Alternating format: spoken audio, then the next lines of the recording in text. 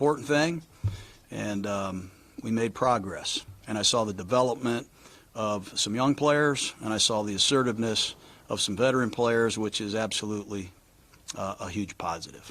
But I'll answer any questions I can. You saw Gary on not out there the past 2 days. Is there an injury he's dealing with? Yeah, he has he tweaked his groin.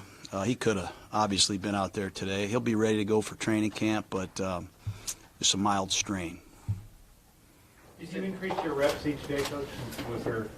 We try to get more reps than anybody in the league. That's one thing. If I go down, you'll be able to say the Raiders got more reps than anybody in football.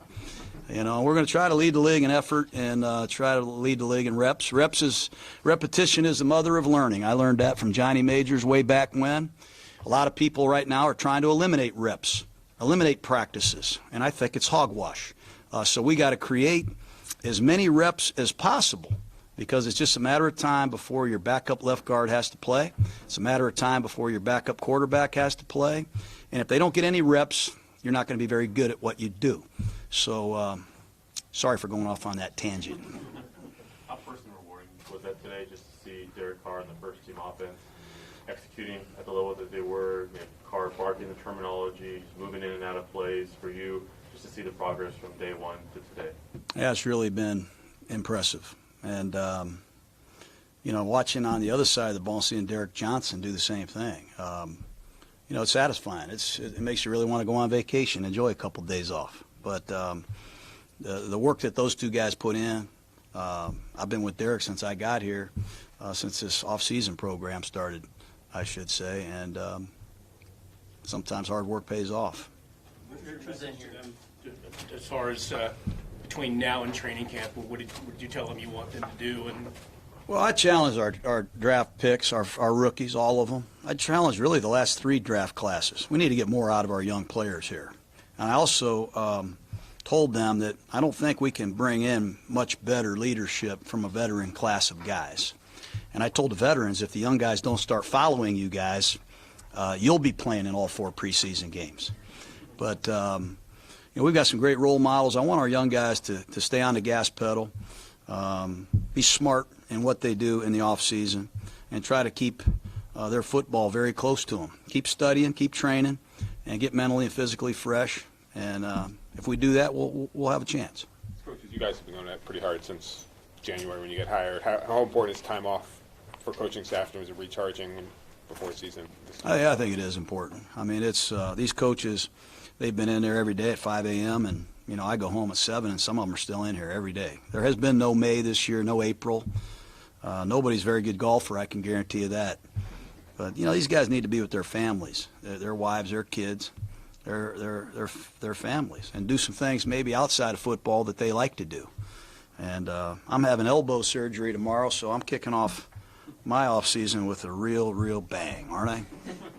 Rich was in here yesterday talking about your relationship with him, and people talk about players, you coming back. But when you hired a staff, how much did you look for people with your focus, your determination? Was that a primary factor, or was it just, is he a really good coach and I just need good coaches? Yeah, it was big. I think the acquisition of coaches is as important of acquiring players.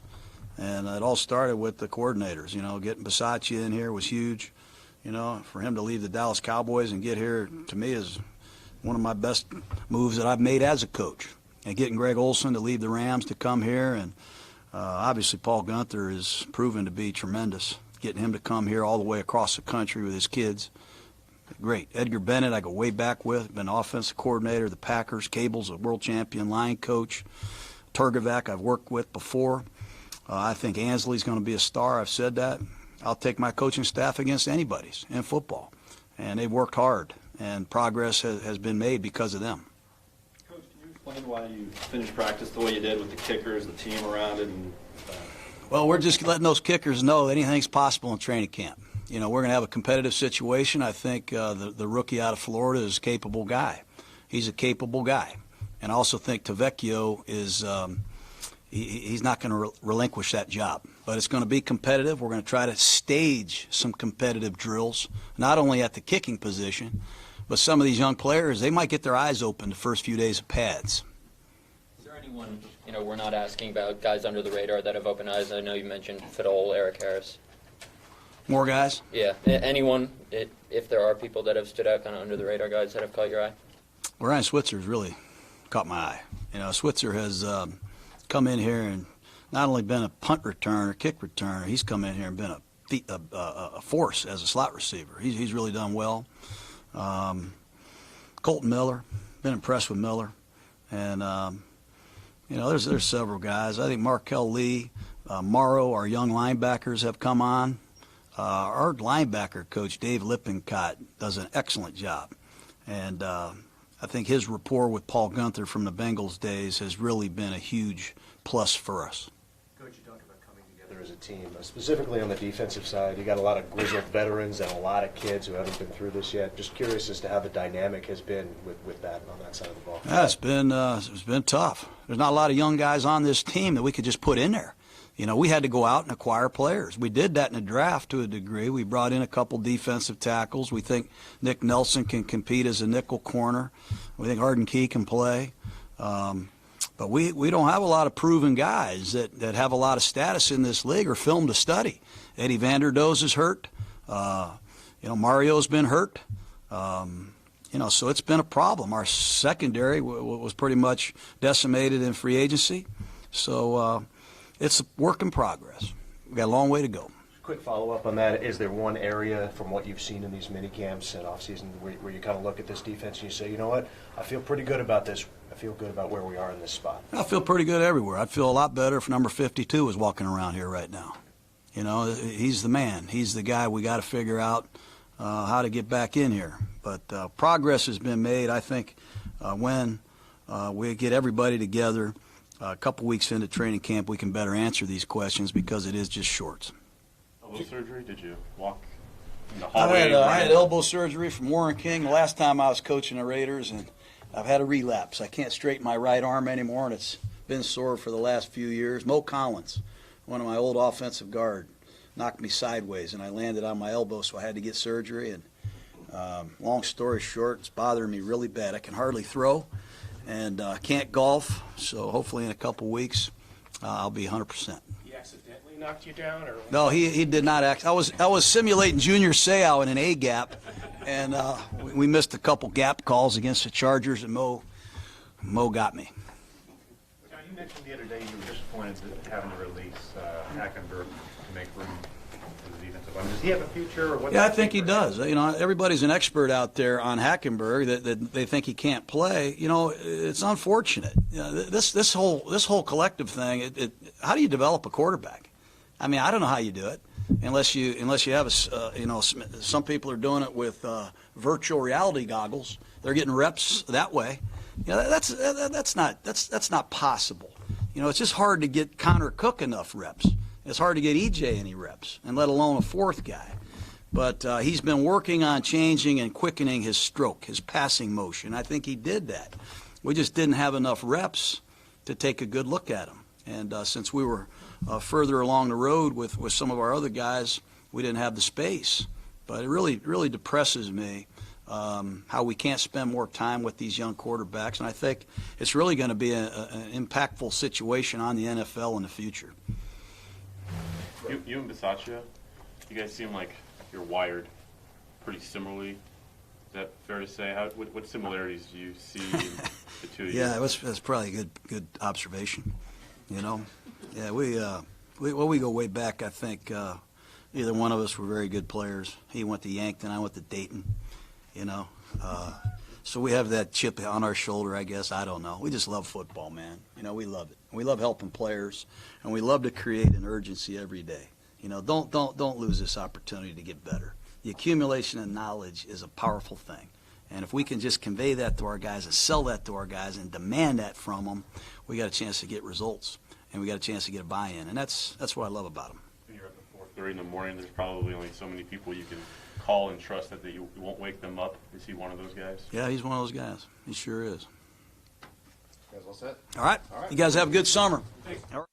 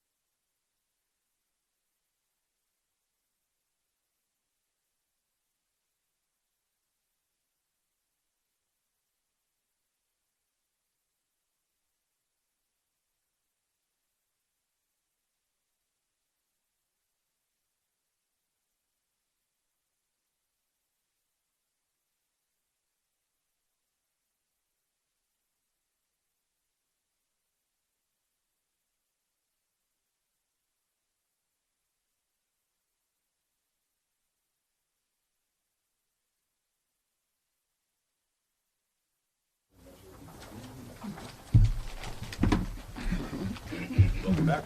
Thank you.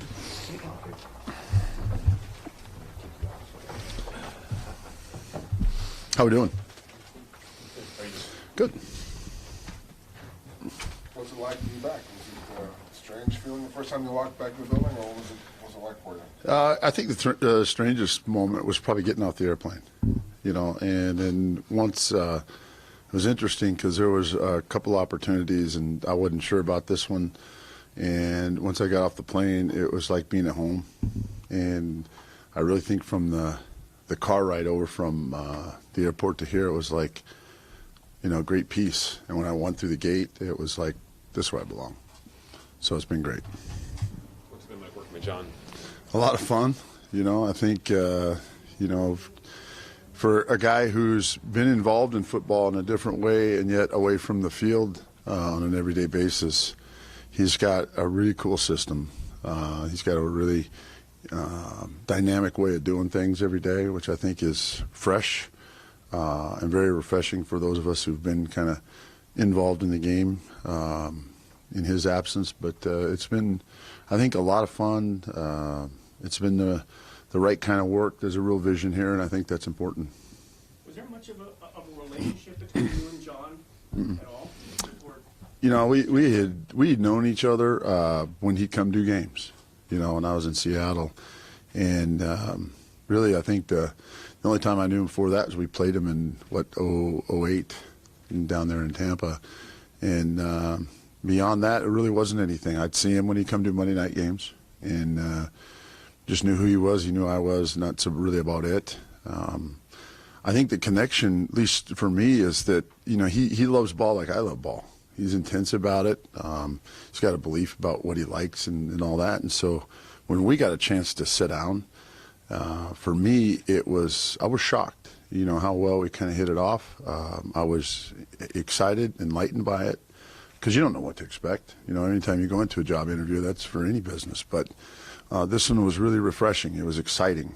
And, you know, he loves his football team like I do. And so regardless of what the past had been for either one of us, you know, there's a little bit of Raider blood in both of us. And I think that the fact that it worked out when we sat down and talked made this all the better for the both of us. that was kind of a watershed game, that 2008 game, being that Yeah. that was your last game and his last game. Is that game ever discussed? Did you guys ever talk about it? We've joked about it a couple times, but not really, you know. So it's that was the only time, and we were just a young team trying to figure some things out, and they were battling for the playoffs and all that kind of thing. So, but I think the thing that I have really learned about it is, you know, his passion for this place and for the game, and that's what I love about him and about what we're trying to do. What do you like so much about Colton during the draft process, and how has he looked to you so far? I think two things, how he's looked so far. One, it's not too big for him. He's looked just fine. He's kind of, you know, put an exclamation point on our choosing of him. What I saw in him was a lot of really good characteristics of a left tackle. He's very athletic. He's very smart. For a tall kid, he can really bend, and I think that's important. Everybody, you worry when they get too tall sometimes, but this guy can unfold, as we say, and he's got kind of a quiet toughness to him that I think has really shown up a lot, and you know, his consistency already as a young player here in spring football has been amazing. So we'll get to camp. We'll really kind of dial it in and get him competing when it's combative and those sort of things. But like the guy, like the pick. And, you know, I think to that regard, we drafted 2 tackles. You can't play in this league without 2 offensive tackles. That's really become the deal. You can sometimes hide some guys inside, and when you're really good in there like we are, it's a big bonus. But you can't hide tackles. And so it was imperative that we did that for this program. How much can you tell about a rookie like him here before the pads come on, an offensive lineman without the pads? You know, that part I don't think you can until you do it, you know, but I think his learning curve and the way he fixes problems, the way you see him adjust and learn those sort of things, like gold, you know, it's really valuable. But ultimately, this is a big boy game, and it gets real violent and physical, and you won't find that out until you get to camp and you get to really compete in that way. Jon's talked about the 3 guys inside and how much he wants to use them. Just sort of leading the Sure. Cowboys running game. What is it like having those guys? Sometimes you need to hide guys inside. You don't really have that problem here. No. In fact, you really it's a real luxury. You know, we're really blessed here. Reggie and those guys, putting that three inside together is a pretty good deal. What it does for you is it gives you some mentors in there, gives you guys who've been through some battles. KO has been on a world championship team, and that's important, you know, to have people who've been through those things. The thing about them, I think, for me, is how willing they are to learn and to grow and to get better. Quite honestly, I was a little bit shocked by that early, and that kind of dissipated in about 2 days. And these guys have been as hungry as the young guy Colton has in terms of wanting to improve and wanting to grow. So I think any time a guy's like that, regardless of how good he is, he's got a chance to be really special. And these guys are already pretty good. You mentioned that you were initially unsure about the opportunity coming back here. What was it that made you unsure, and how much of a factor in your decision were the pieces that were already here as far as the interior line? It's never that for me. You know, of course, when I get to a group, I kind of fall in love with them. They become part of my family, if you will. It's always been like that for me. But obviously, it's an obvious answer, I think, to your question. When I left here and I didn't want to. So that's just the truth. You know, we put that team back and got it up off the mat and dusted itself off, got to 500, and then we're going to change. And so it was like unfinished business. And so it was really kind of a natural and a comfortable decision to be back and wear these colors again. Is that similar to John, unfinished business, both of you guys leaving here? I think there's probably a lot of similarity there. You know, you look at what he was able to do and right there at the late 90s, early 2000, and really get this thing going again. And then, you know, he's not here anymore. So I think, yeah, we both felt like that, you know, and I think that for some people this can be just a business all the time. I think for guys like he and I, at least as I get to know him, it's more personal. You know, this has been my team since I was a little boy, so it's not like it changed because, you know, I got run out of town. It probably just made it a little bit deeper for me, which is cool. That's why I'm here. This organization was in such a strange state at the time that you left. Mm-hmm. Without going through the litany of all the things that went on that last year, how did you not get bitter? 'Cause there was really no reason to be bitter.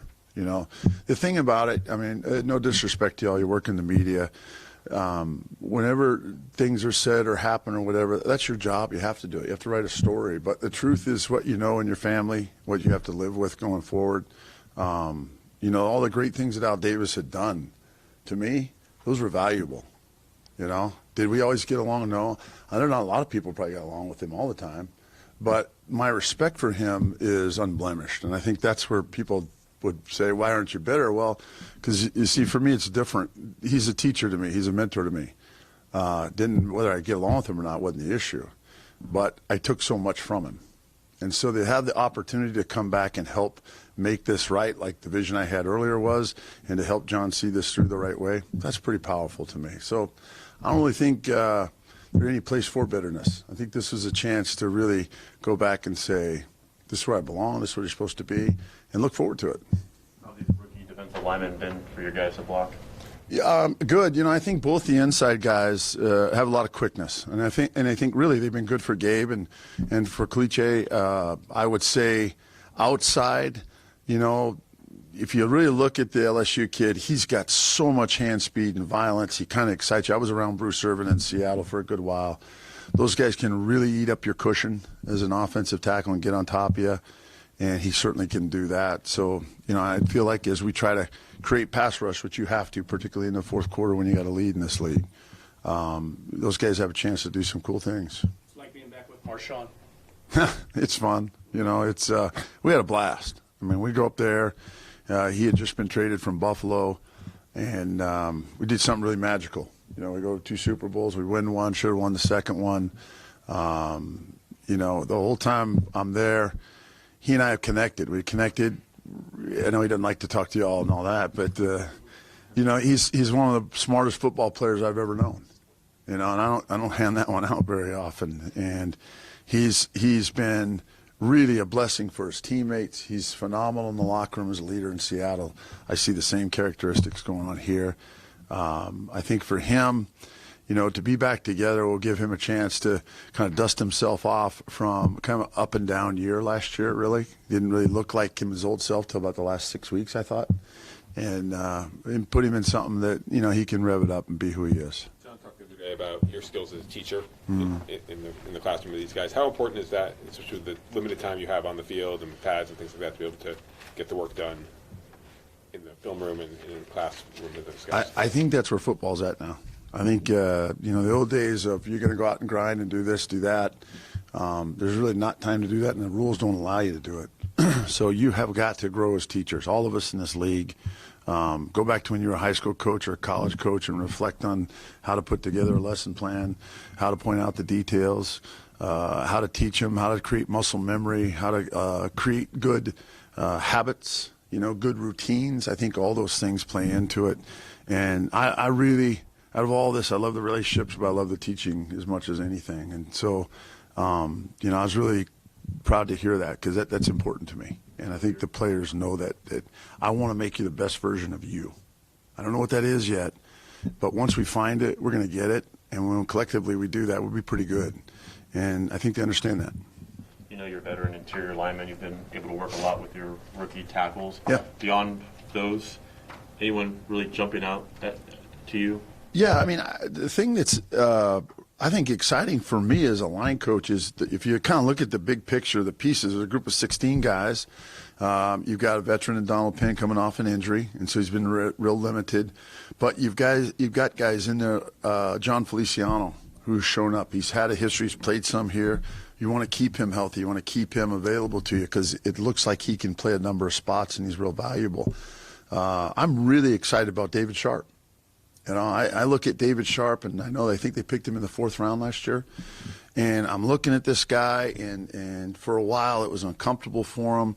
He didn't like being uncomfortable. But that you can't be a lineman in this league and not almost cherish, kind of that ugliness side of it. It's kind of cool because it'll help you in life. But this guy, he's learning that right now. And you look at him and you think, my God, there's a right tackle that might play in this league for 10 years if he ever captures it. So to his question, or to your question, the same answer I gave him, when David realizes who he is at his best, this guy's going to go off the chain on something, and it's going to be cool, and you hope he's on your team. Because I see right tackles in this league. There aren't a few good ones, and I think this guy has the potential. It doesn't mean anything right yet, but he has the potential to be a really good football player. And so it'll be up to him whether he chooses to do that or not. Physically, he looks lighter. Is that part of it for him? Have to. You can't. I like size. I mean, if you remember when I was here last time, I think that last line, Henderson was like 340, and Gallery was, 325, 328. Langston was 370, right? So I like big humans. I got no issue with that, but they got to be able to move. It's funny because when I heard, I read, when I was coming here, they got to run a wide zone system with Tom, and they can't do that. You got to see these freaks do this. I mean, it's really cool, and there really ain't nothing I don't think they can do. They can gap scheme, they can man scheme, they can zone scheme. At the end of the day, they can block. So, do I want to get them fitter and trimmer and in better shape? Yeah, we're going to do that. About that whole scheme thing, about the zone versus gap and all that. Yeah. John made it clear at an early pressing is, look, I know he's identified a lot with zone, but he can teach anything. Yeah. Have you been maybe over-identified with zones? Yeah, it has. I mean, think about when I was in Atlanta, we did something amazing. There's like the 9th all-time rushing total in the history of football. All we did was run a wide zone play. And then we come here, and they were last in rushing, and they went to a top 10 and stayed there, and it was just learning something new. But if you remember, there was a lot of counters and powers and all that. And I think that's the truth of it. You'd like to have the good mix. So, yeah, I've probably been labeled that, but that's okay. We run the ball pretty good. I ain't worried about that. You were also reunited with Giacomini. What was the importance in bringing him here, and what are you seeing from him? I think, you think about John's philosophy. Coach Gruden has looked at it as, hey, I want to have the right veterans in place, as mentors and to teach, and people that have been in this game a little bit. And that's what Breno has been for us. If you've been at practice, you'll see I don't like standing around. I don't like to, have like classroom on the field or let's talk about things. I don't like all that warm, fuzzy stuff. I want to go, go, go. And I think that when practice, they build up that adaptation to working fast and furious like that and thinking that way, they can play like that. They can play at a different level. And so you need someone who's been there and taught that. And that's really what Breno's role is. He's been in it. He's been in the World Championship. He's held the Lombardi. He's been part of the best rushing team in football. He's done all those things that you want your lineman to do in this system. And he's lived through it. He knows what it's going to be. He knows my expectation, what I'm saying. If they have a question, they can go to him and talk to him. So he's a great mentor for the group. I'm thinking too much of this because dust-ups are inevitable between teammates in practice. Clutch, you seem proud of the way Brandon Parker handled what happened the other day. Did you learn anything about your rookie tackle? This is underwear football. This is spring ball. You know, the battles haven't even started yet. So did I learn anything? He'll stand up for himself. You know, and that's what you want. That's really KO's his deal is, hey, all right, this rookie's okay with me because he'll stand up for himself. You know, the bottom line is you can't have a team that all it does is fight and all that because the way the rules are now, they throw guys out of the game, get 15-yard penalties, it kills your team. But boys will be boys, I guess is the way to say it. And, you know, it's going to be hot in Napa, and they're going to be a little pissed off here and there, and they're going to be grinding, and things might happen. So I don't know if I'm all into the whole fight thing. I just know that you got to stand up for yourself, and we'll really find out, you know, what we're all made of here as we move forward. All right, guys. Thanks a lot. All right, thank you.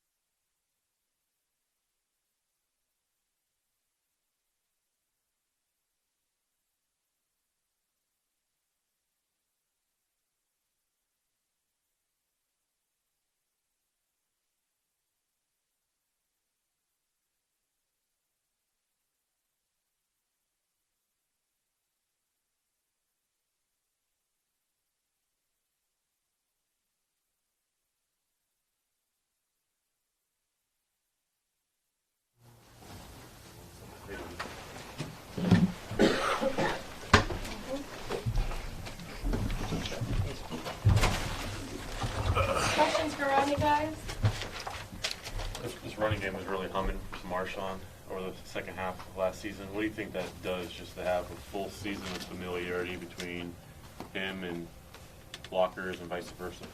I think it's going to be good. We just got to continue to work hard every day and, focus in on the game plan and run schemes or whatnot and try to execute. What jumps out at you about Tom Cable now that you've been coached by him through the offseason? He's a really good coach. He's smart. He's been around a long time, which brings a lot of knowledge. And he's very smart and detailed about what we're trying to do. There's no confusion, and you could tell he loves it. Just like all of our coaches, come to work every day, and just everybody's just trying to work to get better. He's so much been identified as a zone scheme guy for years, and he just told us like, well, yeah, I do that, but I could, teach other things too. Right. So what's been your observation about the mixture of Yeah, blocking schemes? we have a bunch of run schemes and stuff, and we're just working at, obviously all of us first time together, just learning, and but yeah, we do have a bunch of stuff. What jumps out with the two rookies, Miller and Parker? Smart kids. They real smart kids. They listen. They're learning and working and asking questions, which I think is always important for young guys, is to ask questions about, where can I do better, and both of those guys do that. What have you seen going up against the two rookie defensive tackles? There's some good young players. They obviously have a lot of ability. They're working hard too, and they're playing hard. They're doing a good job. Gruden has referred to you a couple of times already as sort of the guy who makes the offense go.